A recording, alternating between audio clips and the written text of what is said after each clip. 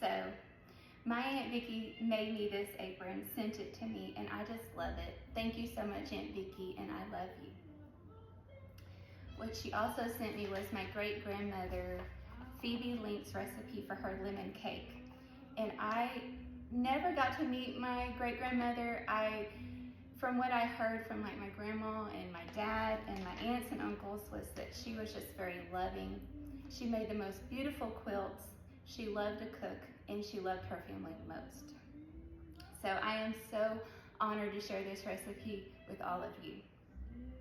Okay, so first, Grandma Phebe says we're gonna take 1 yellow cake mix, and to that I'm gonna add 1 4-ounce package of lemon jello. I'm gonna add 1 cup of oil, 1 cup of water, and 4 eggs. And anytime I add eggs when I'm baking, I always go ahead and beat them, because to me I just feel like it incorporates better. Okay. Let's get this mixed up.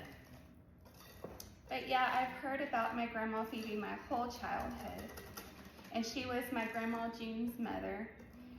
And if she was anything like my Grandma June, she was a remarkable woman. Okay, so to a 9 by 13 pan, I have sprayed it with Baker's Joy, because anytime I bake, I like to spray my pans with Baker's Joy, and then that way they don't, like this, the cake doesn't stick. Sorry, I got a little emotional.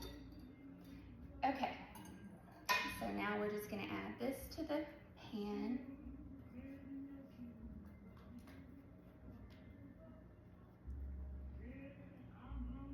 Okay, now I'm gonna put this in the oven at 350, and Grandma Phebe says to bake it for 25 to 30 minutes.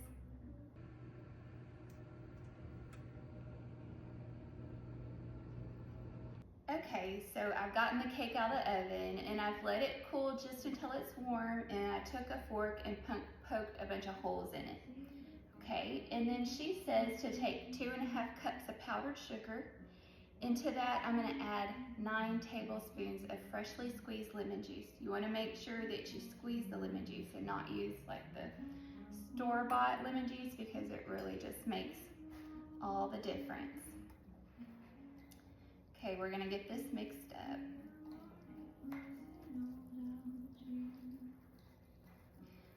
So, every time I read this next part of this recipe, I get so tickled. So she says, okay, after the cake is done, poke holes in the cake, and we're gonna pour on the juice mixture and put back in the oven for 3 minutes. But most of the time, I don't put mine back in the oven. But turn the oven down to 300 if you do. So, if Grandma Phebe didn't put hers back in the oven, we ain't putting ours back in the oven. And that just cracks me up, because there's very few recipes that I have actually, like that I actually follow the recipe. So a lot of times, oh, there's a seed. A lot of times I either don't agree with the recipe and make it my own, or I end up just coming up with my own recipe. So I hardly ever use other people's recipes. This must be where I get it from. Because I'm assuming there's other people that put theirs back in the oven. Okay, so what I'm doing is I poured about half of it. I'm just kind of letting that soak in first before I pour the second half. Because if you just pour it all at once, then it'll just all run to the sides. And it won't allow it to just soak into the cake like what I'm doing. And I love anything lemon, so I know that this is just gonna be delicious. And I've always heard my dad talk about this cake that she would make for him, growing up. So Dad, don't worry, you'll get a piece. Okay, there's just a little bit left.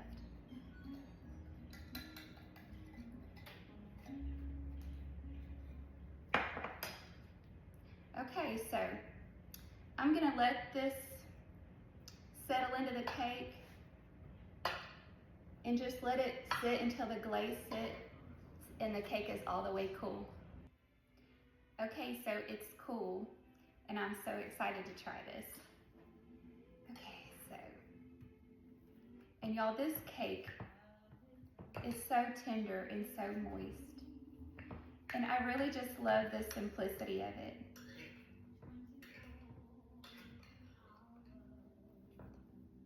Look how tender that is.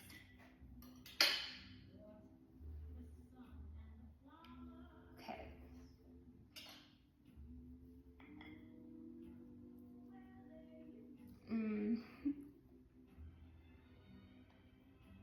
This cake is timeless and classic and just simply delicious.